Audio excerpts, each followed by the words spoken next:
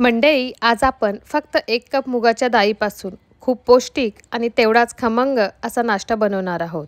सोबतच एक चटपटीत चटणीसुद्धा. व्हिडिओच्या शेवटी हे नाश्ता खाल्ल्यानंतर माझ्या मुलीच्या रिॲक्शन बघायला बिलकुल विसरू नका. तर सर्वप्रथम 1 कप मुगाची डाळ ही 2 ते 3 तासासाठी सोक करत ठेवायची.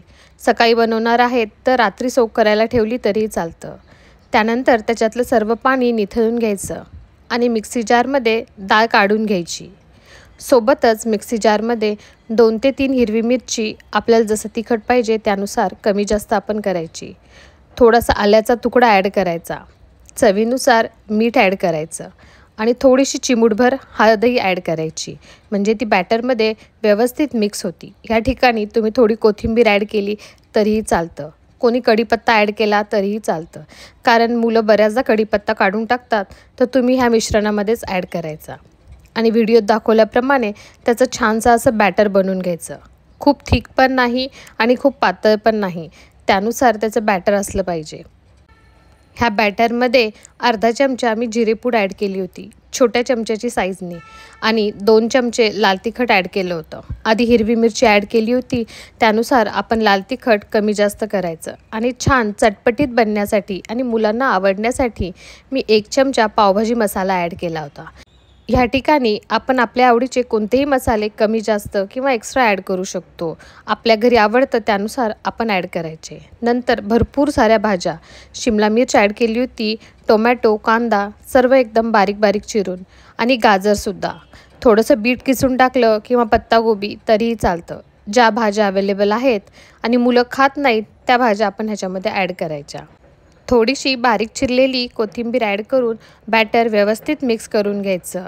सर्व मसाले एकमेकामध्ये छानसे कोट झाले पाहिजे, म्हणजे फ्लेवर खूप छान येतो. त्यानंतर एक 5 ते 10 मिनटासाठी हे बॅटर आपण थोडं बाजूला ठेवायचं, म्हणजे सर्व मसाले हे आपल्या भाज्यामध्ये छानपैकी मुरतील आणि खूप छान फ्लेवर येईल. तोपर्यंत आपण छानपैकी चटपटीत चटणी बनवूयात. तर एका छोट्या मिक्सी जारमध्ये मी थोडीशी कोथिंबीर घेतली होती आणि त्याच्या अर्ध्या क्वांटिटीमध्ये पुदिन्याची पानं ॲड केली होती. आपल्या आवडीनुसार थोडीशी हिरवी मिरची 1 ते 2 आपण ॲड करू शकतो.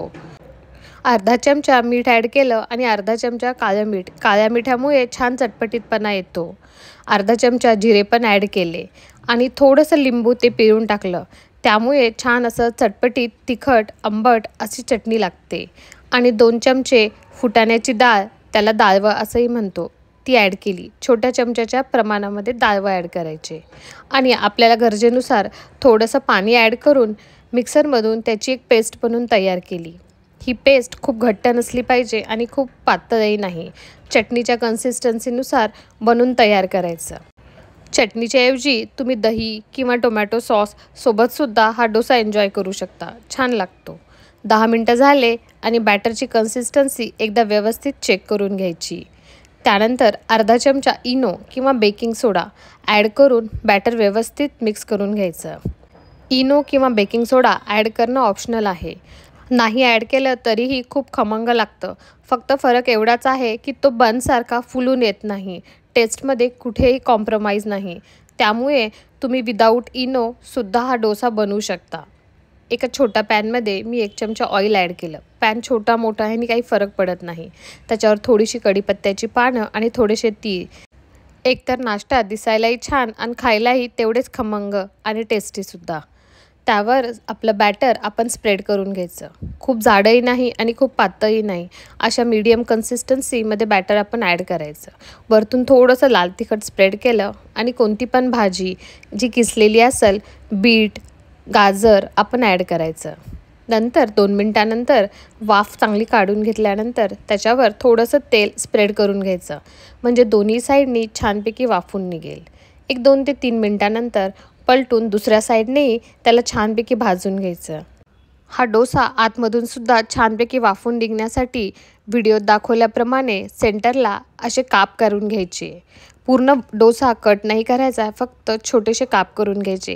त्यामध्ये तेल, तूप, बटर काहीही सोडू शकतो आणि फक्त 2 मिनटं वाफून घ्यायचं, म्हणजे आतमधल्या भाज्यांचं मिश्रणसुद्धा खूप छानपैकी वाफून निघतं आणि बिलकुलही भाज्या खूप कच्च्याही लागत नाहीत. माझ्या मुलीला हा नाश्ता खूप आवडला आणि त्या दिवशी तो ती टिफिनलासुद्धा घेऊन गेली. तुम्हीही नक्की ट्राय करा आणि मला कमेंट करून नक्की कळवा. थँक्यू.